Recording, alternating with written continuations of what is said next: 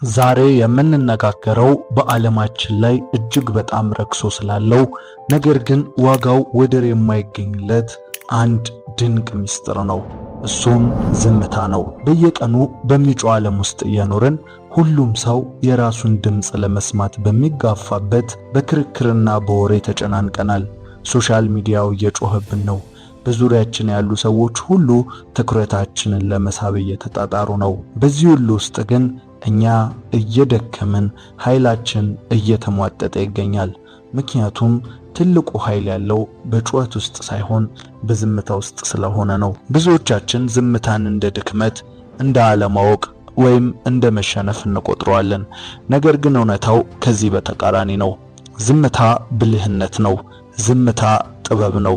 ዝምታ ደግሞ ከማንኛውም ጩኸት በላይ የሚሰማ ኃይለኛ ድምጽ ነው። ታላላቅ ፈላስፋዎችና የጦር መሪዎች በዓለማችን ላይ ተጽዕኖን የፈጠሩት ስኬታማ ሰዎች የዝምታን ዋጋ ጠንቅቀው ያውቃሉ። ምክንያቱም ትልልቅ ውሳኔዎች የሚወሰኑት፣ ድንቅ የፈጠራ ሥራዎች የሚወለዱትና እውነተኛ የውስጥ ሰላም የሚገኘው በጸጥታ ውስጥ ብቻ ስለሆነ ነው።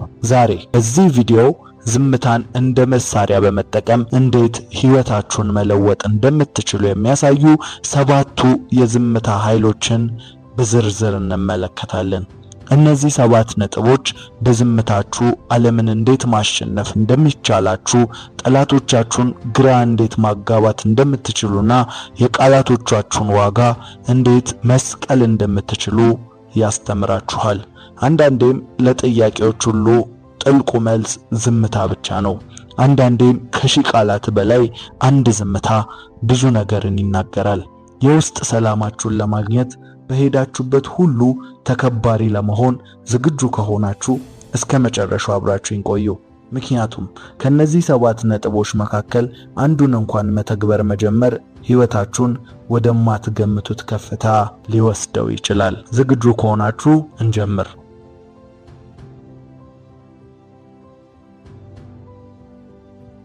ወዳጆች ሆይ እስቲ ቆም ብላችሁ አስቡ። ለምንድነው ዓለም ዝምታን የምትፈራው? ለምንድነው በንግግር መሃል ጥቂት ሰከንዶች ጸጥታ ሲሰፍን ሁላችንም የምንደነግጠው? ምክንያቱም ግልጽ ነው። ዝምታ መስታወት ስለሆነ ነው። ዝምታ ራሳችንን እንድንጋፈጥ ያደርገናል። ነገር ግን ይህንን መስታወት እንደ ጋሻና እንደ ሰይፍ መጠቀም እንደምንችል ስንቶቻችን እናውቃለን? ዛሬ በምናወራው ዓለም ውስጥ ዝምታ ትልቁ ጥቃት ነው። አዎ፣ ዝምታችሁ ጠላቶቻችሁን ግራ ያጋባቸዋል። አንድ ሰው ሊያበሳጫችሁ ሲሞክር፣ በሐሰት ሲወነጅላችሁ ወይም ዝቅ አድርጎ ሲመለከታችሁ፣ እናንተ ግን እንደ ድንጋይ ረግታችሁ በዝምታ ስትመለከቱት ያ ሰው በራሱ ንዴት ውስጥ መቃጠል ይጀምራል። የእናንተ ዝምታ ለሱ እኔን ለማናደድ አቅም የለህም የሚል ትርጉምን ይሰጣል። አንተ በእኔ ሕይወት ላይ ስልጣን የለህም የሚል ከባድ የንቀት መልእክት ነው። ዝምታችሁ ከሺህ ስድብ በላይ ያቆስለዋል። ጠላቶቻችሁ የእናንተን ድክመት ለማወቅ ይፈልጋሉ። ይህን ደግሞ የሚያገኙት በንግግራችሁ ብክነት ነው። ስትናገሩ ምስጢራችሁን አሳልፋችሁ ትሰጣላችሁ። ስትናገሩ ፍርሃታችሁን ትገልጣላችሁ። ዝም ስትሉ ግን እናንተን ማንበብ የማይቻል እንቆቅልሽ ትሆናላችሁ ማለት ነው። አሸናፊዎች የሚናገሩት ድል ካደረጉ በኋላ ብቻ ነው።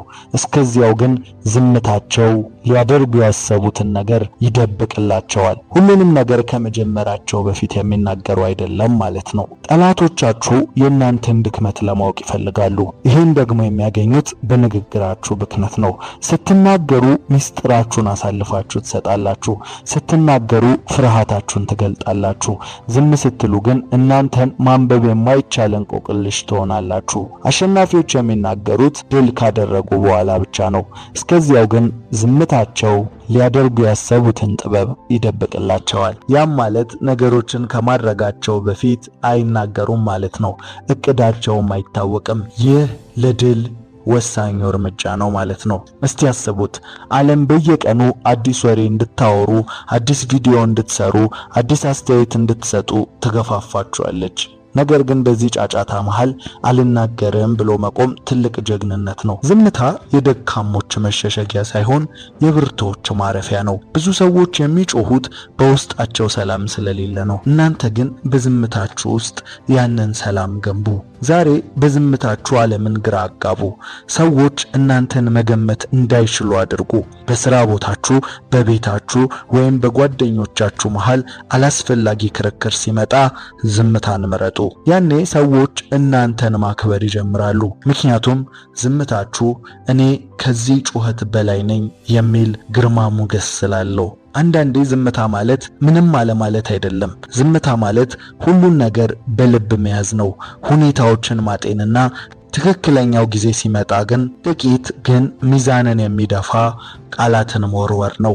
አሁን በቀጥታ ወደ 7ቱ የዝምታ ኃይሎች እንለፍ። የመጀመሪያው ዝምታ እንደ መልስ ነው። ወደ መጀመሪያው ታላቅ የዝምታ ኃይል ስንመጣ የምናገኘው ዝምታን እንደ መልስ መጠቀምን ነው።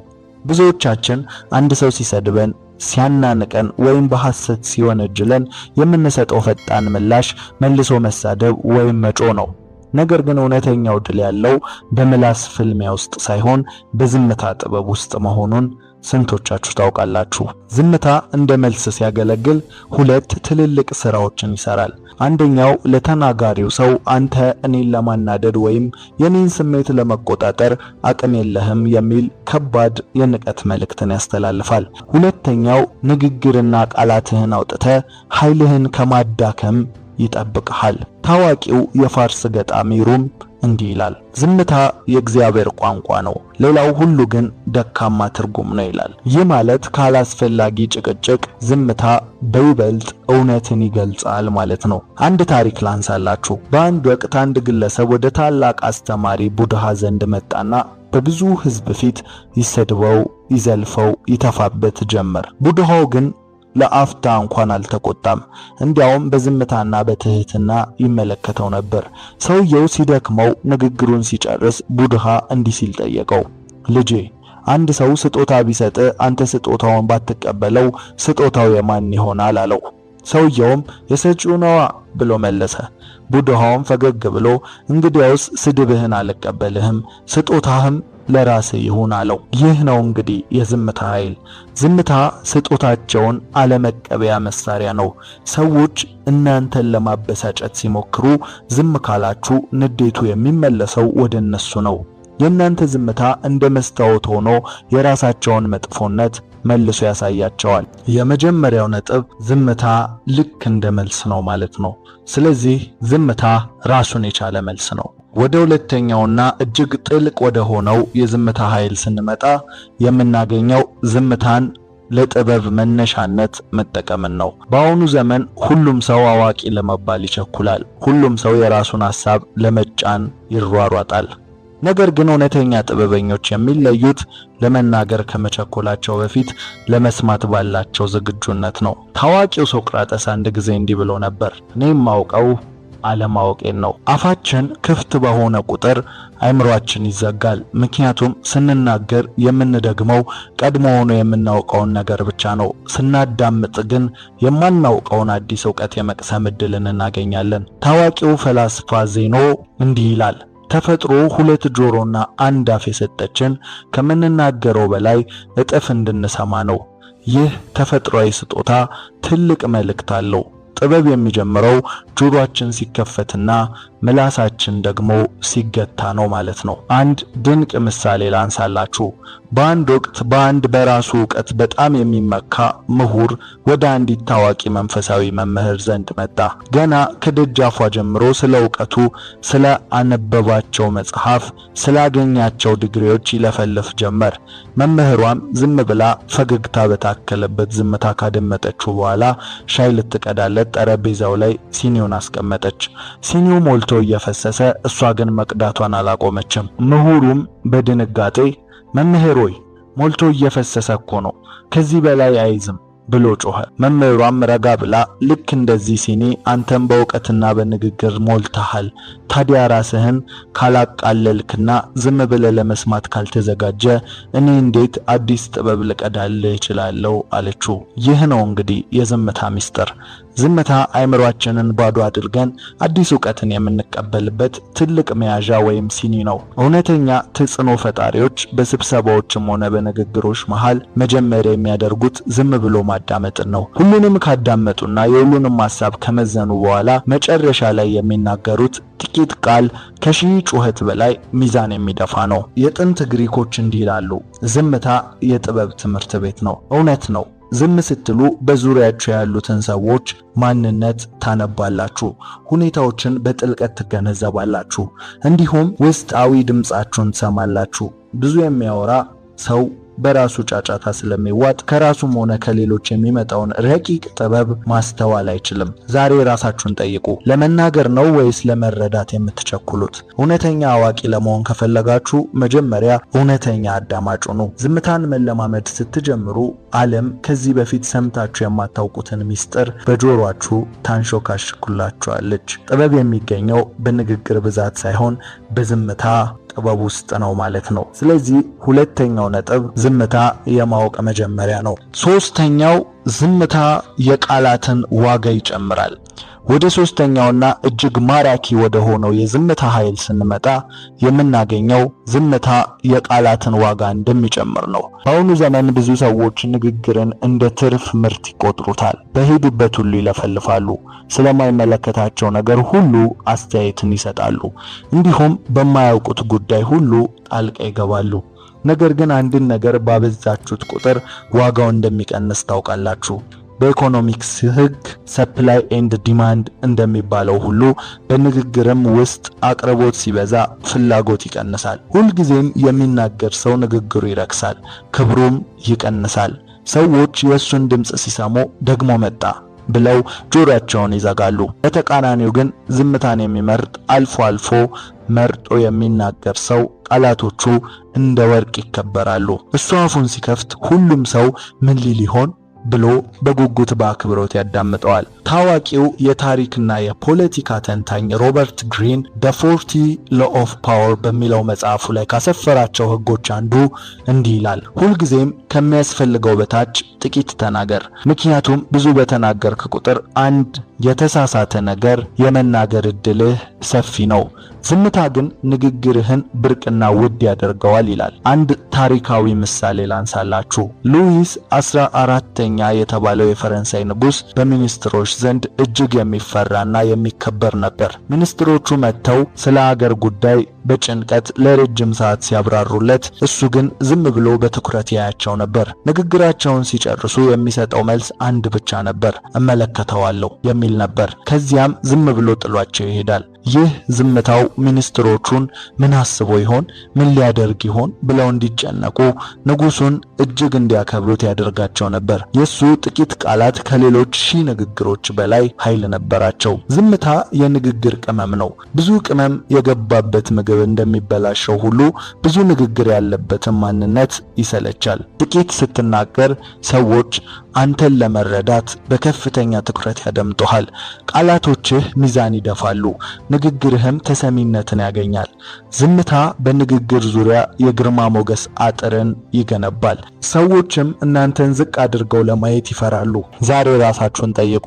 እንዴት ነው የምትናገሩት? አካባቢያችሁ ላይ በንግግራችሁ እንዴት ትታወቃላችሁ? ዝም ብሎ የሚናገር እሱ ልማዱ ነው ተውት ያውራ የምትባሉ አይነት ሰዎች ናችሁ?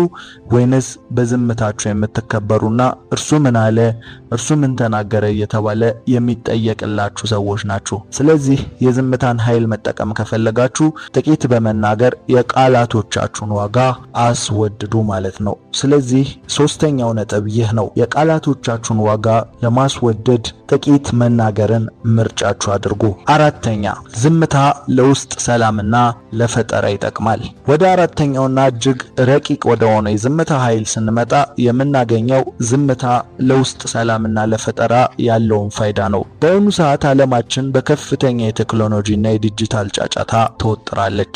ስልካችን ይጮሃል፣ ማስታወቂያዎች ይጮሃሉ፣ የሰዎች ሐሳብ በአእምሯችን ውስጥ ይተረማመሳል። በዚህ ሁሉ ትርምስ ውስጥ ግን ትልቁን ነገር እናጣለን። እሱም የራሳችንን የውስጥ ድምጽ ነው። ዝምታ ለአእምሮአችን ልክ እንደ እንቅልፍ ረፍት ነው። አእምሮ በጫጫታ ሲሞላ አዳዲስ ድንቅ ሐሳቦችን ለማመነጨት ቦታ አይኖረውም። የታላላቅ ሳይንቲስቶች፣ የደራሲያን፣ የሰዓሊያን ታሪክን ብትመለከቱ ትልልቅ ግኝቶቻቸውን ያገኙት በብቸኝነትና በዝምታ ውስጥ ሆነው ነው። ዝምታ አእምሮአችሁን ያጠራዋል፣ ሐሳቦቻችሁን እንዲሰበሰብ ያደርጋል፣ እንዲሁም የተደበቁ የፈጠራ አቅሞቻችሁን እንዲቀሰቀስ ያደርጋል። ታዋቂው የፊዚክስ ሊቅ አልበርት አንስታይን እንዲህ ይላል፣ የብቸኝነትና የዝምታ ሰዓት መደጋገም የፈጠራ አእምሮን ያነቃቃል ይላል። አንስታይን ለዓለም የለገሳቸው ረቂቅ የፊዚክስ ሕጎችን ያገኘው በቤተ ሙከራ ውስጥ ብቻ ሳይሆን ብቻውን በዝምታ ሆኖ በምናቡ ሲጓዝ ነበር። ዝምታ ለፈጠራ ሰዎች ነዳጅ ነው። ምክንያቱም በጸጥታ ውስጥ ብቻ አጽናፈ ሰማይ ሚስጥሯን ታንሾካሽካለች። አንድ ድንቅ ምሳሌ ላንሳላችሁ። አንድ ሰው የጠፋበትን ውድ ሰዓት ጭድ በሞላበት ክፍል ውስጥ ይፈልገው ነበር። ለረጅም ሰዓት ቢፈልግም ሊያገኘው አልቻለም። ከዚያም አንድ ትንሽ ልጅ መጣና እኔ እፈልግልሃለሁ አለው። ልጅ ወደ ክፍሉ ገብቶ ለጥቂት ደቂቃዎች ዝም ብሎ ቆመ። ከዚያም በቀጥታ ወደ ሰዓቱ ሄዶ አነሳው። ሰውየውም ገረመውና እንዴት አገኘው ሲል ጠየቀው። ልጁም ሲመልስ ምንም አላደረኩም፣ ዝም ብዬ ቁጭ አልኩ። ክፍሉ ጸጥ ሲል የሰዓቱን ቲክ ቲክ የሚል ድምጽ ሰማሁት። ያ ድምጽ ደግሞ ወደ ሰዓቱ መራኝ አለው። ይህ ነው እንግዲህ የዝምታ ምስጢር። ሕይወታችሁ በጫጫታ ሲሞላ ትክክለኛውን አቅጣጫ የሚያሳያችሁን የውስጣችሁን ድምጽ መስማት አትችሉም። ዝምታ ግን ያንን ቲክ ቲክ የሚል የልባችሁን ድምጽ እንድትሰሙ ይረዳችኋል። ዝምታ ውስጥ ስትሆኑ ጭንቀታችሁ ይረግባል፣ ትንፋሻችሁ ይስተካከላል፣ እንዲሁም የውስጥ ሰላማችሁ ይመለሳል። ብዙ ሰዎች ዝምታንና ብቸኝነትን ይፈራሉ፣ ምክንያቱም ራሳቸውን መጋፈጥ አይፈልጉም። ነገር ግን እውነተኛ ጥንካሬ የሚገኘው ከራስ ጋር በዝምታ በመቆየት ውስጥ ነው። ዛሬ ራሳችሁን ጠይቁ። በቀን ውስጥ ለስንት ደቂቃ በዝምታ አሳልፋለሁ? ስልካችሁን አጥፍታችሁ ራሳችሁን ከጫጫታ አርቃችሁ በዝምታ ትቀመጣላችሁ? ዝምታ የሕይወታችሁን አካል ስታደርጉት ቀደም ሲል ፈልጋችሁ ያጣችሁትን ሰላም፣ የፈጠራ አቅምና ችሎታችሁን በራሱ ጊዜ ወደ እናንተ ይመለሳል። ታላላቅ ሐሳቦች የሚወለዱት በጸጥታ ውስጥ ስለሆነ። ስለዚህ አራተኛው ነጥብ ዝምታ ውስጣችሁን እንድታዳምጡና የውስጥ ሰላምና መረጋጋታችሁን እንድታገኙ ይረዳችኋል ማለት ነው። አምስተኛ ዝምታ እንደ ጥንካሬ ነው። ወደ አምስተኛውና እጅግ አስገራሚ ወደ ሆነው የዝምታ ኃይል ስንመጣ የምናገኘው ዝምታን እንደ ጥንካሬ መገለጫ መጠቀምን ነው። ብዙ ሰዎች ዝምታን እንደ ፍርሃት፣ እንደ መሸነፍ፣ እንደ ድክመት ይቆጥሩታል። ምላሽ ካልሰጠው ተሸነፍኩ ብለው ያስባሉ። ነገር ግን እውነታው ከዚህ በተቃራኒ ነው። መጮህና መከራከር ለማንም ቀላል ነው። ዝም ብሎ ሁኔታዎችን ማለፍ ግን የከፍተኛ ራስን የመግዛት ወይም የብርቱ ማንነት ውጤት ነው። ዝምታ የውስጥ ጡንቻችሁን መጠንከሩን የሚያመለክት ምልክት ነው። አንድ ሰው ሲሰድባችሁ ወይም ሲያበሳጫችሁ ስሜታችሁን ተቆጣጥራችሁ ንግግራችሁን መክታት ስትችሉ፣ ቅድም እንደተነጋገርነው ለነሱ እንደ መልስ ሲያገለግል ለእናንተ ግን እንደ ጥንካሬ ይቆጠራል። ስለዚህ ዝም ማለት በራሱ ለእናንተ የጥንካሬ ምንጭ ነው። ምክንያቱም ዝምታችሁ ማንም ሰው እናንተን በቀላሉ ሊያናውጥ እንደማይችል ለዓለም የምታሳዩበት ትልቁ ኃይላችሁ ነው። አንድ ታሪክ ላንሳላችሁ። በጃፓን ታሪክ ውስጥ እጅግ የሚፈሩ ሳሙራያኖች የሚታወቁት በሰይፍ ጥበባቸው ብቻ ሳይሆን በዝምታቸውና በረጋ ማንነታቸው ጭምር ነው። አንድ ወቅት አንድ ወጣት ሳሙራይ አንድን ሽማግሌና አንጋፋ ሳሙራይ ለውጊያ ይጋብዘዋል። ወጣቱም ሳሙራይ ሽማግሌውን ለማበሳጨትና ትኩረቱን ለመበተን ሲል ይሰድበዋል። ስለ ቤተሰቡ መጥፎ ነገር ይናገራል። አልፎም ተርፎ ይተፋበታል። ሽማግሌው ሳሙራይ ግን አንድ ቋጥኝን ረግቶ አይኑን እንኳን ሳይቀበዘበዝ በዝምታ ይመለከተው ነበር። በመጨረሻም ወጣቱ ሳሙራይ በንዴትና በድካም ጥሎት ይሄዳል። የሽማግሌው ሳሙራይ ተማሪዎችም ጠየቁት፣ መምህር ሆይ ለምን እንዲህ ሲሰድብ ዝም አልከው? ለምን በሰይፍ አልቀላኸውም? መምህሩም እንዲህ ብሎ መለሰላቸው፣ ልጆቼ ሆይ ዝምታ ከሰይፍ በላይ የተሳለ ነው። ኃይላችሁን ሳታባክኑ የሌሎችን ኃይል መንጠቅ የምትችሉበት ትልቁ መሳሪያ ቢኖር ዝምታ ነው። ይኸው አትመለከቱም? ትቶ ሄዷል። እንዲሁም ባሸንፈውም ከዚህ የተለየ ነገር አላደርግም። ነገር ግን በሰይፌ ብፋለመው ኃይሌን አወጣለሁ። በዝምታ ስለተፋለምኩት ግን ኃይሌ ከኔ ጋር እንዳለ እርሱን ማሸነፍ ችያለሁ በማለት መለሱላቸው። ስለዚህ ዝምታ ታላቁ የጥንካሬ ምንጭ ነው ማለት ነው። ወደ ስድስተኛውና እጅግ ረቂቅ ወደ ሆነ የዝምታ ኃይል ስንመጣ የምናገኘው ዝምታ እንደ መርማሪ መጠቀምን ነው። ያም ማለት ብዙ ጊዜ ሰዎች ለማወቅ ስንፈልግ በጥያቄ እናፋጥጣቸዋለን ወይም ደግሞ ብዙ በማውራት እንዲቀርቡን እንጥራለን። ነገር ግን ሰዎችን በትክክል ለማወቅ እውነተኛ ማንነታቸውንም ለመረዳት ከጥያቄ በላይ ዝምታ ኃይል እንዳለው ታውቃላችሁ? ይህ የዝምታ ጥበብ በስነ ልቦና ባለሙያዎች በታላቅ ተመራማሪዎች ዘንድ the awakened silence ያልተለመደ ዝምታ ተብሎ ይጠራል። ሰዎች በባህሪያቸው ዝምታን አይወዱም። በመካከላችሁ ዝምታ ሲሰፍን ይጨነቃሉ። ያንን ዝምታ ለመስበር ደግሞ መናገር ይጀምራሉ። ያኔ ነው እንግዲህ ዝም ብለው ሲናገሩ የማይፈልጉትን ምስጢር የሚያወጡት፣ እውነተኛ ስሜታቸውን የሚያሳዩትና ማንነታቸውን የሚገልጡት። ታዋቂው የንግድ ሥራ መሪ የቀድሞ የኤፍቢአይ ተደራዳሪ ክሪስ ቮስ እንዲህ ይላል፣ አንድ ሰው ተናግሮ ሲያበቃ ለጥቂት ሰከንዶች ዝም ብለህ በትኩረት ካየኸው ያ ሰው ዝምታውን ለመግደል ሲል ብቻ መናገር የሌለበትን ተጨማሪ መረጃ ይሰጥሃል። ይህ ነው እንግዲህ ዝምታን እንደ መርማሪ የሚሰራበት መንገድ። ሰዎችን ለመፈተሽ፣ ሰዎችን ለመመርመር፣ ከናንተ ጋር ያላቸውን ግንኙነትና የሰዎችን ስለናንተ የሚያስቡትን ሐሳብ ለማወቅ የምትጠቀሙበት ዘዴ።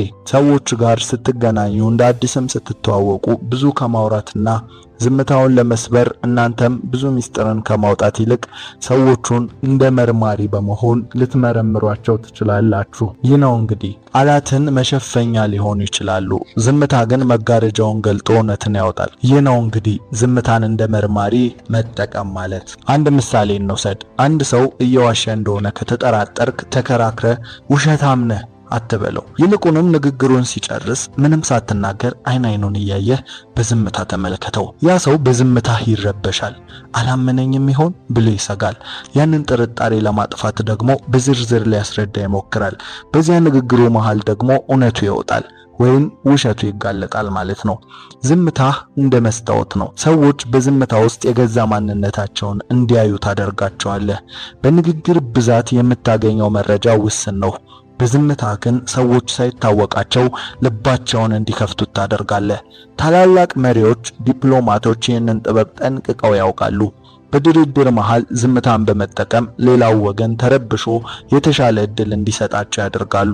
ዛሬ ራሳችሁን ጠይቁ። ከሰዎች ጋር ስትገናኙ መልስ ለመስጠት ትቸኩላላችሁ ወይስ ዝምታውን ለመስበር ትሯሯጣላችሁ? የእናንተ ግዴታ በመካከላችሁ ያለውን ዝምታ ሰብሮ ጨዋታ መፍጠር ሳይሆን ኃይላችሁን ጠብቃችሁ ከዛ ሰው ጋር ያላችሁን ግንኙነት ማጠናከር ነው። ስለዚህ ሁል ጊዜም ቀዳሚ ሆናችሁ ዝምታን ለመስበር አትሯሯጡ። በዝምታ ውስጥ እንደውም አጠገባችሁ ያሉ ሰዎችን መርምሩ፣ ስለነርሱ ወቁ። ስለናንተ የሚያስቡትን የሚዋሻችሁንና የሚያታልሏችሁን ነገር በደንብ አድርጋችሁ መረዳትና መገንዘብ ትችላላችሁ። አካባቢያችሁ ላይ ያለውንም ነገር ማስተዋል ትችላላችሁ። ስለዚህ በዝምታ ውስጥ ሆኑ። ሰባተኛው ነጥብ ከላይኛው ዝምታን እንደ መርማሪ ከሚለው ሐሳብ ጋር የሚመሳሰል ቢሆንም ራሱን ችሎ መጠቀም የምንችለው ነጥብ ነው። ሰባተኛውና የመጨረሻው ነጥብ ዝምታን እንደ ድርድር መሳሪያ መጠቀም ነው። ብዙ ሰዎች በድርድር ወይም በስምምነት ወቅት ብዙ መናገር፣ ማብራራት የተሻለ ውጤትን የሚያመጣ ይመስላቸዋል። ነገር ግን በቢዝነስም ሆነ በማንኛውም ስምምነት ውስጥ መጀመሪያ ዝም የሚለው ሳይሆን መጀመሪያ ንግግር የሚጀምረው ሰው የመሸነፍ ዕድሉ ከፍተኛ መሆኑን ታውቃላችሁ። ይህ ጥበብ በሽያጭና በንግግር ውስጥ ዘ ጎልደን ሳይለንስ በመባል ይታወቃል። አንድን ንግድ ሐሳብ አቅርባችሁ ዋጋችሁን ከተናገራችሁ በኋላ ቀጥሎ የሚመጣውን ዝምታ መሸከም መቻል አለባችሁ። ብዙ ሰዎች ያንን ዝምታ መቋቋም ስለማይችሉ ብቻ የገዛ ዋጋቸውን ዝቅ ያደርጋሉ ወይም አላስፈላጊ ቅናሽ ያደርጋሉ። እናንተ ግን ዝም ስትሉ ሌላኛው ወገን እንዲያስብ፣ እንዲጨነቅ፣ የተሻለ አማራጭ እንዲያቀርብላችሁ መንገድ ትከፍታላችሁ። ታዋቂው የንግድ ሰው ጄፒ እንዲህ ይላል፣ ከሚያስፈልገው በላይ ፈጽሞ አትናገር፣ ምክንያቱም በዝምታ ውስጥ ሌላው ሰው ራሱን አጋልጦ ይሰጥሃል። በድርድር ወቅት ዝምታ የእናንተን በራስ መተማመን ያሳያል። እኔ ይህ ስምምነት ቢሳካም ባይሳካም ግድ አይሰጠኝም የሚል የኃይል መልእክትን ያስተላልፋል። ዝምታችሁ ማንም ሰው እናንተን በንግግር ሊያታልላችሁ ወይም ሊገፋችሁ እንደማይችል ማረጋገጫ ነው። አንድ ምሳሌ እንውሰድ። ለስራ ቅጥር ቃለ መጠይቅ ሄዳችሁ ስለ ደሞዛችሁ ተጠየቃችሁ እንበል። የምትፈልጉትን መጠን ተናገራችሁና ዝም በሉ። ቀጣሪው ዝም ብሎ ቢመለከታችሁ እንኳን እናንተም በፈገግታና በዝምታ ተመልከቱት።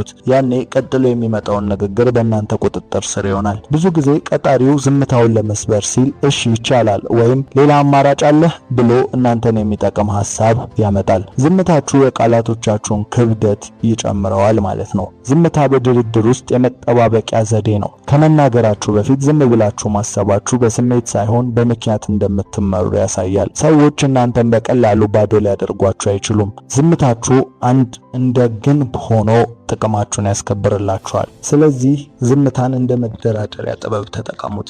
ይህንን ቅድም እንዳነሳነው ነው በሲአይኤም ሆነ በተለያዩ የስለላ ድርጅቶች የሚጠቀሙበት ዋነኛ ዘዴ ዝምታ ነው። ሁልጊዜም በድርድር ወቅት ድንገተኛ የሆነ ዝምታ ራሱ ኃይሉን ዝም ወዳለው ኃይል ያዛባዋል። ምን ማለት መሰላችሁ? ሁለት ሰዎች እየተነጋገሩና እየተደራደሩ ድንገት በሁለቱ መካከል ዝምታ ቢፈጠር ቀጥሎ ንግግሩን የሚጀምረው ሰው ኃይሉን ያጣል።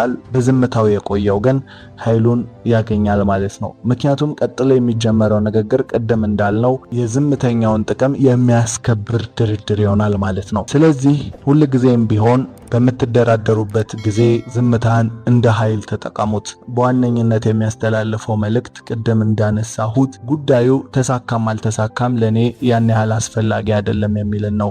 ስለዚህ ከመደራደር ጥበቦች ደግሞ ዋነኛው በድርድር ላይ እናንተ የምታገኙትን ጥቅም ሰዎች እንዳያስተውሉት ማድረግ ወይም ደግሞ ለእናንተ ያ ነገር ምን ያህል አስፈላጊ እንደሆነ እንዳያውቁ ማድረግ ነው። ስለዚህ እናንተ ብዙ በተናገራችሁና ባብራራችሁ ቁጥር ያ ነገር ለእናንተ ምን ያህል አስፈላጊ እንደሆነ አውቀው በፍላጎታችሁ ላይ መጫወትን ይጀምራሉ። ስለዚህ ዝም በማለት ኃይልን ወደ እናንተ ሚዛኑንም ወደ እናንተ አዙሩ። ስለዚህ እነዚህ ዛሬ የጠቀስንላችሁ 7ቱ የዝምታ ኃይሎች ናቸው። በዚህ መንገድ ዝምታን እንደ ኃይል መጠቀም ትችላላችሁ።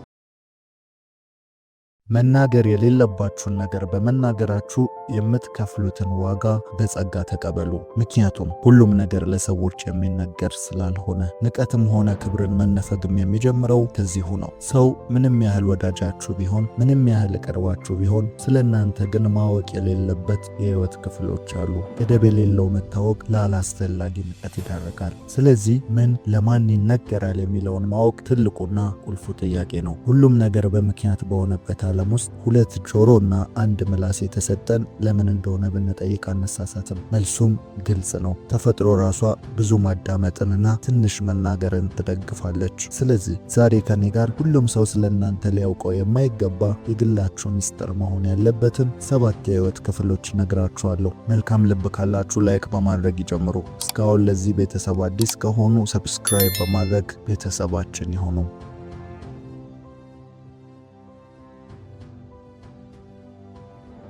ሰው ሁሉ ድካም ይኖረዋል። ያንንም ለሰዎች ተናግሮ መፍትሄን ወይም መድኃኒትን ያገኝለታል። ለሰው መድኃኒቱ ሰው ነው የሚባለውም በምክንያት ነው። ነገር ግን ሁሉም ነገር ለሰው አይነገርም። ይህ ማለት አፍ የተሰጠን መርጠን እንድንናገር ነው ማለት ነው። ይህ ባይሆን ኖሮ ሰው ታይቶ የሚነበብ ግልጽ ፍጥረት በሆነ ነበረ። ስለ ራሳቸው ምንም ሳያስቀሩ የሚናገሩ ሰዎች በመጨረሻም ይጸጸታሉ። የሚናገሩትንም ባለመምረጣቸው ዋጋ ሲከፍሉ ይገኛሉ። እናንተ ግን ይህ እንዳይሆን የህይወት ክፍሎቻችሁ ውስጥ መናገር የሌለባችሁን 7 ነገሮች እነግራችኋለሁ። እነዚህ 7 ነገሮች አልበርት አንስታይን በህይወት በነበረበት ጊዜ ለማንም ማጋራት የሌለባችሁ ሚስጥሮች ናቸው ሲል ተናግሮ ነበረ።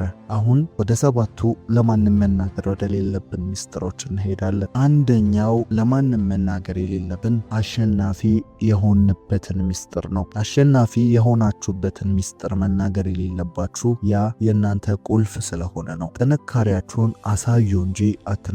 ምክንያቱም ጥንካሬያችሁ ምንጭ አለው። ማንም ጠንካራ ሰው ደግሞ የሚጥለው ሌላ ነገር አለ። የመጽሐፍ ቅዱሱ ሳምሶን ጠንካራ ሰው ነበረ፣ ጥንካሬውም ይታይ ነበረ። ነገር ግን ጥንካሬው በፀጉሩ እንደሆነ በተናገረ ጊዜ ያኔ ጥንካሬውን ተነጠቀ። ስለዚህ የጥንካሬያችሁን ምንጭ ወይም ጥንካሬያችሁን አትናገሩ።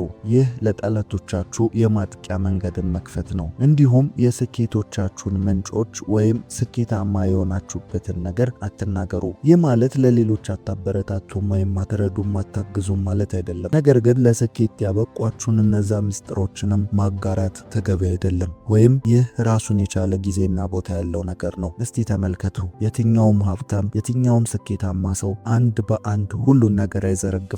ምክንያቱም እናንተ ስኬታማ የሆናችሁት ሌሎቹ ያንን ስለማያውቁም ጭምር ነው። አንዳንዴ እንደ ስኬቱ አይነትና ይዘት የሚለያይ ነገር ቢሆንም የስኬት ሚስጥሮች ግን አብዛኛውን ጊዜ አይነገሩም። የቢዝነስና የስራ ፈጠራ ስኬቶች ሚስጥራቸው መጠበቅ ይኖርበታል። በአንድ እውነተኛ ታሪክ ላስረዳችሁ። አንድ ሰው በዩኒቨርሲቲ ውስጥ ገንዘብ ይቸግረውና ቢዝነስ ለመስራት ያስባል። ከዚያም ከብዙ ሐሳብና ውጣ ውረድ በኋላ አንድ ሐሳብ ላይ ይደርሳል። ያም ሐሳብ ከዚህ በፊት እርሱ ለራስ ምታት የሚሸጥ ቀለል ያለ መድኃኒት ጎን ለጎን ለእግር ሽታም ጥሩ እንደሆነ ከአንድ ሰው የሰማውን ነው። ከዚያም በቀጣዩ ቀን ያንን መድኃኒት ገዝቶ ኤክስፐሪመንት ሲያደርግ እውነትም ያ የራስ ምታት መድኃኒት የእግር ሽታ መድኃኒት ሆኖ አገኘው። ከዚያም በቀጣዩ ያንን መድኃኒት ገዝቶ ስራውን ጀመረ። ስራው ግን ያንን የራስ ምታት መድኃኒት እየገዛ እየፈጨ በሌላ ላስቲክ ማሸግ ነበረ።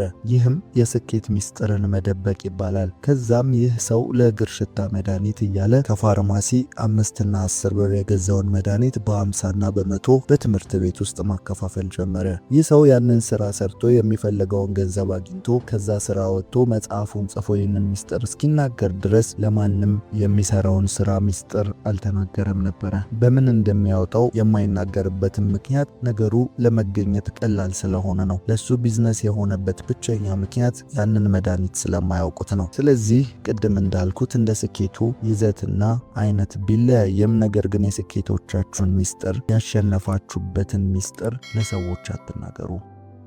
ሁለተኛ መጥፎ ታሪካችሁን። ከምንም በላይ የሰው ልጅ በህይወቱ ላይ ወደፊት እንዳይራመድ ከሚይዙት ነገሮች የመጀመሪያው ባለፈ ታሪክ ውስጥ የተሳሳታቸውን ውሳኔዎችና ያበላሻቸውን ነገሮች ናቸው። ሁሉም ሰው ወደ ኋላ ሲመለከት ሊያስታውሰው የማይፈልገው አንድ ወይም ብዙ የህይወት ምዕራፍ አለው። ታዲያ ሰው ይህንን ስህተቱን በጸጸትም ሆነ ይቀልልኛል በሚል መልኩ ላገኘው ሰው ሁሉ ሊያወራ አይገባውም። ይህ የእናንተ የህይወት ታሪክ እንደመሆኑ መጠን እንደ አስፈላጊነቱ በዘርፉ ላይ ብቃት ካላቸው ወይም በፈለጋችሁት መፍትሄ ላይ ሙያ ካላቸው ሰዎች ውጪ ማንም ማወቅ የሌለበት የህይወታችሁ ክፍል ነው። ምክንያቱም ያለፈ ስህተቶቻችሁ ለሰዎች በማውራት ትክክል ልታደርጉት አትችሉም። ይህንን ማድረግ ወይም መናገር በሰዎች ዘንድ ንቀትንና የእናንተን ብቃትና ችሎታ ለመቀበል እስኪቸገሩ ድረስ ባለፈ ስህተት ውስጥ ለእናንተ ያላቸውን ግምት ያበላሻል። ያለፈ ስህተታችሁን ስትናገሩ ሁልጊዜም በተቃራኒው ስለ እናንተ የሐሜት መድረክን እየፈጠራችሁ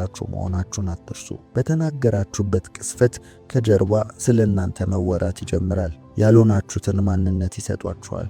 ከዚያም በኋላ በጥርጣሬ መታየት ትጀምራላችሁ። ለእናንተ የነበራቸውን ፍቅርና አክብሮት፣ እምነት ማጣት ይጀምራሉ። ከዚያም ለምታደርጓቸው ነገሮች ሁሉ የአሁኑ ስራችሁን ከበፊት ማንነታችሁና ታሪካችሁ ጋር በማነጻጸር ሊዳኟችሁ ይጀምራሉ። ትንሹ ጥፋታችሁና ስህተታችሁን ሁሉ ከዛኛው ማንነታችሁና ከመጥፎ ታሪካችሁ ጋር በመደባለቅ እንደ ትልቅ ጥፋት መታየት ይጀምራል። ምናልባትም ከፍ ካለ መገለልና መድሎንም ልትቀበሉ ትችላላችሁ። ከምንም በላይ እናንተን ተገዢ ያደርጋችኋል። ይህንን ለተናገራችሁት ሰው ሁሉ ማጎብደድ ትጀምራላችሁ። የህይወታችሁን ሪሞት ትሰጧችኋላችሁ። ይህንን ሚስጥር ስታጋሩ በፍቅርም ሆነ በይሉኝታ መልክ ሰዎች የሚፈልጉትን ነገር እናንተን ለማስደረግ እንደ ማስገደጃ ይጠቀሙበታል። ፍላጎታችሁን ይነጥቋችኋል። ከዛ በኋላ አለመግባባት እንኳን ቢፈጠር ከዛ ካመናችሁት ወዳጅ መለየት ይከብዳችኋል። ሳታውቁት የዛ ግንኙነት ፈላጊና ተለማማጭ ሆናችሁ ራሳችሁን ታገኛላችሁ። ስለዚህ ብዙ የህይወት ውጣ ውረድ ውስጥ ከመግባታችሁ በፊት ያለፈ ስህተታችሁን፣ መጥፎ ታሪካችሁን ለሰዎች አታጋሩ። ምናልባትም አንዳንዴ ነገሩ ያለፈና በእናንተ ላይ ተጽዕኖ የማይፈጥር ሆኖ ሲገኝ ለማስተማርና ከእናንተ ውድቀትን ሌሎቹ እንዲማሩ ልትናገሩ ትችላላችሁ። ይህም የመንፈስና የስሜት ጥንካሬ ላይ ስትደርሱ የሚደረግ ነው። ሲደረግም ለማንም መናገርና ማውራት የምትችሉት ሆኖ በማንም ፊት በራስ መተማመናችሁን የማይነጥቅ ሆኖ ሲገኝ ብቻ ነው። ነገር ግን ያለፈ ታሪካችሁንና መጥፎ ታሪካችሁን ለጓደኛችሁም ሆነ ለምታምኑት ሰው ለብቻ አትናገሩ። ይህ የእናንተ እስር ቤት ስለሆነ።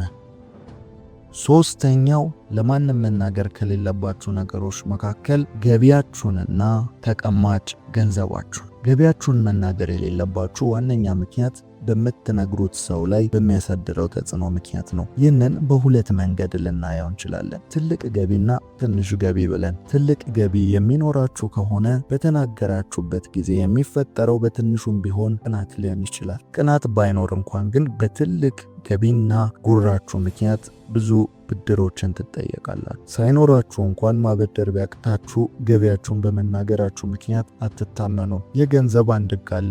ብዙ ገቢ ሲኖር ብዙ ፍላጎት። ያ ማለት የምታገኙት ገቢ ከፍ ባለ ቁጥር የምትፈልጉትም ሆነ ከእናንተ የሚጠይቃችሁ ወጪ ከፍ እያለ ይሄዳል። ይህንን ግን ሰው አይረዳውም። ገቢያችሁን ስትናገሩ ከምንም ወጪ ነፃ አድርጎ ነው የሚመለከታችሁ። ስለዚህ ያንን ገንዘባችሁን ምን ታደርጉታላችሁ ብሎ በራሱ አቅጣጫ ብቻ እናንተን መመልከት ይጀምራል። ያ ማለት ለሱ ካልሰጣችሁት፣ ለሱ ካላበደራችሁት፣ ለሱ ካልረዳችሁት ሌላ ቦታ አትረዱም፣ ሌላ ቦታ አትሰጡም፣ ሌላ የህይወት ጥያቄያችሁ ትንሽ ነው ብሎ ከራሱ ወጪ ጋር ነው የሚያገናዘበው። ስለዚህ ገቢያችሁ ትልቅ ሆኖ ብትናገሩ ላላስፈላጊ ብድርና ላላስፈላጊ ትችት ነው የሚያጋልጣችሁ። ስለዚህ ገቢያችሁ ከፍ ብሎ ከሆነ ከዛም ብሶ ብታበድሩ እንኳን ለእናንተ ለመመለስ ዝግጁ አይሆኑም። እሱ ምን አጣ ዝም ብሎ ነው እንጂ በሚል ብድራችሁ ላለመመለስ በዛም በዚህም ምክንያትን ይደረድራሉ። ግንኙነት እስከሚበላሽበት ድረስ ይደርስባቸዋል። አንዳንዴም ብሬን ስጡኝ ስትሉ ደግሞ ይህ ሁሉ እያገኘ ብለው ልክ እንደ ስግብግብ ይቆጥሯቸዋል። በተመሳሳይ መልኩ ደግሞ ዝቅተኛ ገቢ ካላችሁ ለንቀትና ለዘለፋ መጋለጣችሁ የማይቀር ነው። በምትመሩት ቤተሰብ ላይም ስጋትን ትፈጥራላችሁ። ከምንም በላይ በተናገራችኋቸው ሰዎች ዘንድ ለእናንተ የነበራችሁን ቦታ ክብርን ይቀንሳል። በእናንተም ላይ ማሾፍና መቀለድ ይጀምራሉ። የዚህች ዓለም ስውሩ መተዳደሪያ ገንዘብ ነው። ሰው የሚወድህም የሚከተልህም ገንዘብ ሲኖር ብቻ ነው። በአሁኑ ሰዓት ገንዘብ ከሁሉ በልጦ እየታየ ነው። ዝቅተኛ ገቢያችሁን ከተናገራችሁ ለዘለፋና ትችት ትጋለጣላችሁ። በተጨማሪም እምነታችሁን ታጣላችሁ። ይህ ማለት ቸግሯችሁ እንኳን ገንዘብ ብትጠይቁ ለማበደር ፈቃደኛ አይሆኑም። ምክንያቱም ገንዘባችንን መመለስ አይችልም ብለው ስለሚያስቡ ነው። ስለዚህ ለማንም ሰው ስለ ገንዘባችሁ፣ ስለ ገቢያችሁ አትናገሩ። ይህንን አጠቃሎ ተቀማጭ ገንዘባችሁን መናገር ደግሞ ለቤተሰባችሁ ደህንነት ስጋትን መፍጠር እንደሆነ አወቁ። ሰዎች ሰውን በገንዘቡ መጠን ዋጋ ስለሚያወጡ ራሳችሁን እያስገመታችሁ መሆናችሁን ተረዱ። ስለዚህ አትናገሩ። ገቢያችሁንና የገንዘብ መጠናችሁን እስካልተናገራችሁ ድረስ ሰዎች በማያውቁት የእናንተ የህይወት ክፍል እየገመቱ እያከበሯችሁ ይቀጥላሉ። ነገር ግን የገንዘብ መጠናችሁና ገቢያችሁን በተናገራችሁበት ቅስፈት በተመሳሳይ ዋጋችሁን እየተናገራችሁ እንደሆነ ተረዱና ራሳችሁን ከእንደዚህ አይነት ለንቀትና ለትችት አልፎም ደግሞ ለሌላ ሐሜት የሚያጋልጣችሁን የህይወት ስርዓት ውስጥ አትግቡ።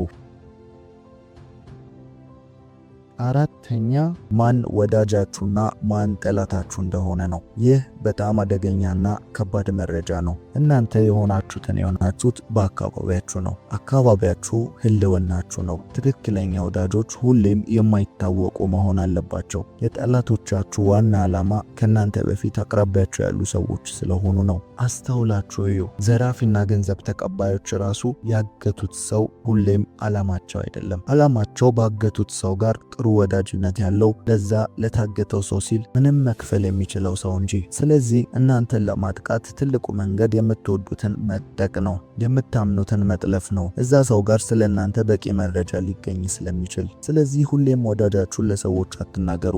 የምትወዷቸውን በልቦቻችሁ ጠብቋቸው፣ ሚስጥር አርጓቸው። በተጨማሪም ጠላታችሁንም ጭምር። ስለ ጠላታችሁ ስታወሩ ሌላ ቦታ ያለ ጠላታችሁ ከጠላታችሁ ጋር ያብራል። ማንን እንደምትፈሩ ማንን እንደማታምኑ ስትናገሩ የራሳችሁን ደህንነት እያጣችሁ ትሄዳላችሁ።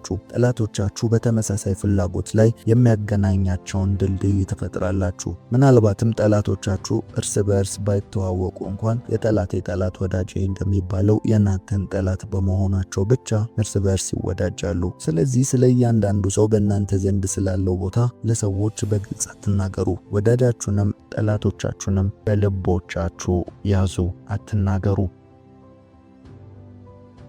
አምስተኛው ለማንም መናገር ከሌለባችሁ ነገሮች ውስጥ ራዕያችሁን ነው። ራዕያችሁን አታጋሩ። በእውነቱ ከሆነ ራዕይ ለሰው ነው። በውስጣችሁ ያ ፍላጎት ሲያድር ለሰዎች በቶሎ አታጋሩ። ምክንያቱም እናንተ የምታዩትን በትክክል አይታያቸውምና ነው። ምክንያቱም ራዕይ ከሆነ ያ ነገር የእናንተ ብቻ ነው። ያ የሚገባችሁም የምትረዱትም ወይም የተሰጣችሁ ለእናንተ ነው። በእናንተ ልክ የእናንተ ራዕይ ሊኖረው የሚችል ሰው የለም። ይህ በውስጣችሁ ሐዘንን ከመፍጠሩ በፊት አይረዱኝም ከማለታችሁ በፊት ራዕያችሁን ለሰዎች አታጋሩ።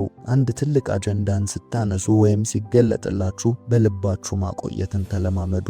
ራሱ የሚገለጥበት በአካል ቅርጽ የምታስይዙበት ቀን ስላለ ያኔ ባያችሁት ልክ ማየት ይችላሉ። እስከዛ ድረስ ግን ሊታያቸው እንደማይችል እወቁ።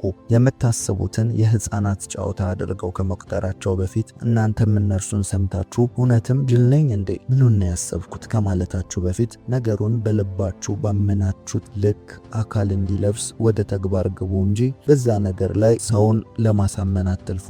እስቲ ያስቡት። መጀመሪያ ሰው በሰማይ ላይ መብረር የሚል ሐሳብ የመጣለት ሰው በጓደኞቹ በህብረተሰቡ ዘንድ አውሮፕላንን ከመስራቱ በፊት ሐሳቡን ሊያስረዳ ቢሞክር ምን ሊፈጠር እንደሚችል ተረዱ። ራዕይ የሆነበት ምክንያት ሁሉም ሰው ማየት ባለመቻሉ ነው። ስለዚህ ራዕያችሁን ለማንም አታጋሩ። ሁለተኛው ምክንያት ደግሞ እንዳይሰረቅና ባሰባችሁት ልክ ሳይሰራ ተልከስክሶ እንዳይጠፋ ነው። ራዕይ በባለ ራዕዩ እጅ ካልገባ ያልታያቸውን ምስል ለመስራት ስለሚጥሩ ነገሩ ምልክት እንጂ በትክክል ሐሳቡን ማውረድ አይችሉም። ስለዚህ ባለ ራዕዩ ከሆናችሁ ነገሩን እስከ ዳር ለማድረስ ራዕያችሁን በልባችሁ ጠብቁ። ይህ ማለት ጓደኛን አትፍጠሩ፣ መንገድን አብሯችሁ የሚጓዝን ሰው አትፍጠሩ ማለት አይደለም። ነገር ግን ዋናውን ስዕል ዋናውን ራዕይ ከማሳየታችሁ ይልቅ እየተጓዛችሁ ባላችሁበት መንገድ ላይ የሚያስፈልገውን በቅርብ ጊዜ ልታደርጉ ያላችሁትን ነገሮች አብረዋችሁ እንዲያደርጉ የምትፈልጓቸውን ሰዎች ወይም ደግሞ እንዲረዷችሁ የምትፈልጓቸውን ሰዎች ብቻ እያናገራችሁ ጊዜያዊ መፍትሄን እየጠየቃችሁ ተጓዙ። እናንተ የምትጓዙት ረጅም መንገድ ቢሆንም ለነሱ ግን አሁን ላይ ሊታያቸው የሚችል ሊገባቸው የሚችል ትንንሽ ነገርን ብቻ እየጠየቃችሁ እርዳታ እየጠየቃችሁ ተጓዙ። ያ ነው የራዕይ መንገድ። ዋናውን ትልቁን ስዕል ማንም ሊመለከትላችሁም ሊረዳችሁም ስለማይችል ነው። ስለዚህ ራዕያችሁን የግል ሚስጥር አድርጉት። ስድስተኛው ስለ ሰው አትናገሩ።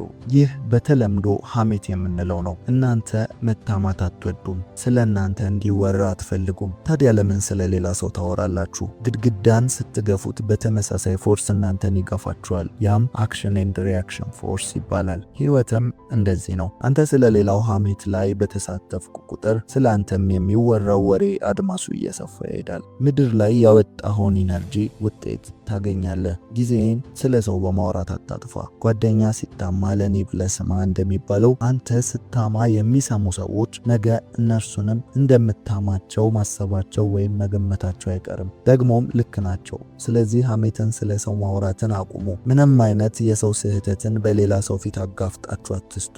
የሰው ገመናንና ምስጢርን የመሸከም ትከሻችሁን አስፉ። ይህ እናንተ በሰዎች ዘንድ ጥሩ ተአማኒነትንና ተወዳጅነትን እንዲኖራችሁም ያደርጋል። ስለዚህ በምንም ሁኔታ ስለ ሰው አታውሩ። ከዛ ጋር ተያይዞ ልናነሳ የምንችለው ነገር ቢኖር ስለ ቤተሰባችሁም አትናገሩ ብለን ነው። ምናልባት በቤተሰብ ውስጥ እየኖራችሁ ይሆናል፣ ወይም የራሳችሁን ቤተሰብ መስረታችሁም ይሆናል። በሁሉም መንገድ ግን የቤተሰባችሁን ገመና ለውጭ ሰው አሳልፋችሁ አትስጡ። በቤተሰብ ጉዳይ የተከሰተው ማንኛውም ነገርን የሚመለከተው ቤተሰብን ብቻ ነው። ይህ የሚከሰተው እናንተ ቤት ብቻ አይደለም። በሁሉም ቤተሰብ ቤት ውስጥ የሚያልፍበት የራሱ ችግር አለ። ትንንሽ ጭቅጭቅና ትንንሽ ክርክሮች ይከሰታሉ። ይህም አለመስማማትም ሆነ አንዳንዴ ደግሞ መቋጫ የሌለው አለመግባባት ይኖራል። ነገር ግን በዚህ ጊዜ ክፍተት መፍጠር የለባችሁም።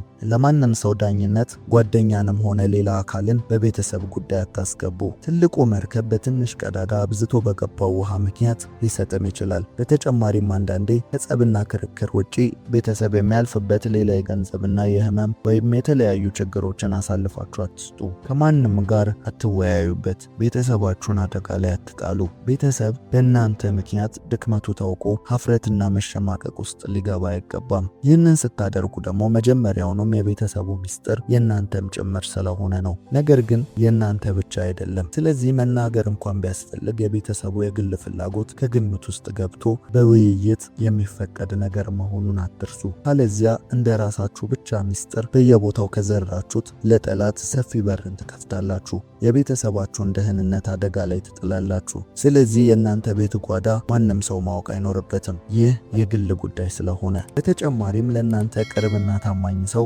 ከቤተሰባችሁ በላይ ቅርብ የሚሆን የለም። ሊረዷችሁም ሆነ ሊረዷችሁ ቤተሰባችሁ ከእናንተ ጋር ናቸው። ስለዚህ መፍትሄን ፍለጋ ሌላ የሚጎዳችሁን ነገር አታድርጉ፣ አታውሩ። ይህ ሚስጥርን መጠበቅ የእናንተን ኃላፊነት የመጠበቅ ብቃት ያሳያል። ስለዚህ በሐሜት መሳተፍም የለባችሁም። ስለ ቤተሰባችሁም ለሰዎች ተንትናችሁ መናገር የለባችሁም።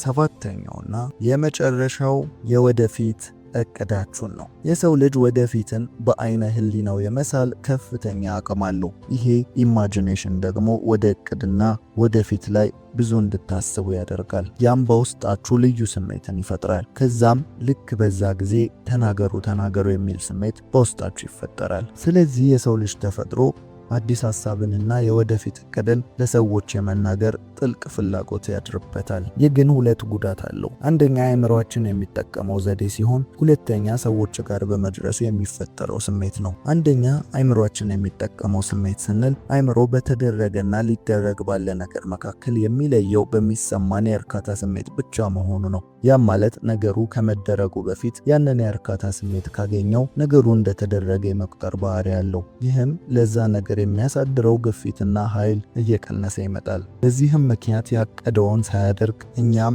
ያሰብነውን ሳናደርግ እንቀራለን ማለት ነው። ሰው እቅዱን የወደፊት ዓላማውን ለሰዎች በቃል ሲናገር የእፎይታና የእርካታ ስሜት ይሰማዋል። እንዲናገርም የሚያስገድደው ኤነርጂ ለዚሁ ነው። ስለዚህ በተናገራችሁበት ቅስፈት ከውስጣችሁ ውጥረት ታርፋላችሁ ማለት ነው። እፎይታንም ታገኛላችሁ። ያኔ አእምሮ ነገሩ እንደተደረገና እንደሆነ መቁጠር ይጀምራል። ስለዚህም ለዛ ተግባር ያወጣ የነበረውን ኢነርጂና ኃይል ግፊት ይቀንሳል ወይም ያቆማል። ብዙዎቻችን በዚህ ምክንያት የምንፈልገውን ነገር ሳናደርግ ቀርተን እናውቃለን። እናቅዳለን፣ አንፈጽምም። ምክንያቱም ለሰዎች በመናገራችን ምክንያት ኢነርጂያችን ስለወጣ ነው። ስለዚህ እቅዳችንን ለሰዎች መናገር የለብንም። እቅዳችንን ለሰዎች መናገር የሌለብን አንደኛው ምክንያት ይሄ ሲሆን፣ ሁለተኛው ደግሞ በመናገራችን ምክንያት በተናገርነው ሰው ላይ የምናሳድረው ስሜት ነው። ሰው ምንም ያህል ጥሩና መልካም ቢሆን ራሱን ግን ማወዳደሩ የማይቀር ነው። ይህ ማለት በምትናገሯቸው ነገር ላይ ሊያበረታቷችሁም ሊያደንቋችሁም ይችላሉ። በተቃራኒው ግን በውስጣቸው የበታችነትን ስሜት ትፈጥራላችሁ። ያም ማለት ራሳቸውን ከእናንተ ጋር ያወዳድራሉ። እናንተ ለመጎበዝ፣ እናንተ ለመለወጥ፣ እናንተ ብዙ ነገርን ለመፍጠር ባሰባችሁበት ልክ የእነሱን ስንፍና ታሳያችኋላችሁ። ስለዚህ ሰዎች ደግሞ ስንፍናቸውን የሚነግራቸው ወይም ደግሞ የእነሱን ማነስ የሚነግራቸውን ሰው አይፈልጉም። ስለዚህ ራሳቸውን ከእናንተ ጋር በቁመትም ማለካከት መወዳደርም ይጀምራሉ። ስለዚህ ቅናት ይፈጠርባቸዋል። ቅናቱ መልካምም መጥፎም ሊሆን ይችላል። ለእናንተ መንገድ መሳካትም እንቅፋትም ሊሆን ይችላል። እምነትና ቃል ኃይል አላቸው። ይህ ማለት እነዛ ሰዎች በእናንተ ላይ የቅናትና እንዳይሳካላችሁ ቃል ሲያወጡ ወይም እንዳይሳካላችሁ ሊያምኑ ይችላሉ። ይህ በተዘዋዋሪ ሁሉ ነገር ኢነርጂ በሆነበት ዓለም ውስጥ እናንተ ጋር በማታውቁት መንገድ ተጽዕኖን መፍጠሩ የማይቀር ነው። የእነርሱ የእናንተን ውድቀት መመኘትና መፎካከር አንዳንዴም ብሎ ሀሳባችሁን መስረቅ ድረስ የሚደርስ ትልቅ ውጣ ውረድ ውስጥ ልትገቡ ትችላላችሁ። ስለዚህ የእነርሱን ኢነርጂ የእናንተን ተነሳሽነት ሊያጠፋው ይችላል። አንዳንዴም አይሆንም፣ አይሳካም የመሳሰሉ ተስፋ አስቆራጭ ሁኔታ ስር ሊከታችሁ ይችላል። ስለዚህ መቼም ቢሆን የወደፊት እቅዳችሁን ዝም ብላችሁ አትናገሩ። በልባችሁ ስር መያዝና ማቆየትን ተለማመዱ። አሁን ያወራነው የወደፊት እቅዳችሁን ነግራችኋቸው ስለ እናንተ መጥፎ ሊያስቡ ስለሚችሉ ሰዎች ነው። ነገር ግን ሁሉም ሰው እንደዚህ ነው ማለት አይደለም። ትክክለኛ ለእናንተ መልካምን የሚመኝ የሚረዳችሁ፣ ከጎናችሁ የሚቆም ከራሱም ጋር የማያወዳድራችሁ ሊኖር ይችላል። ነገር ግን እንደሱ አይነት ሰውም ጋር ደግሞ ለፍርድ ወይም ደግሞ ያንን ነገር ትንሽ ቆይታችሁ ባታደርጉት እንድታፍሩና በተናገራችሁት ነገር እንድትጸጸቱ የሚያደርግ ስሜትን ይፈጥርባችኋል። ስለዚህ ልታደርጉ ያሰባችሁትን ነገር በተግባር ብቻ ብታሳዩት እናንተ ላይ ያለምንም መጥፎ ስሜት ትክክለኛ ለውጥን ትፈጥራላችሁ። ስለዚህ ቀድሞ መናገርን አቁሙ። ነገሮችን በልቦቻችሁ መያዝ ተለማመዱ።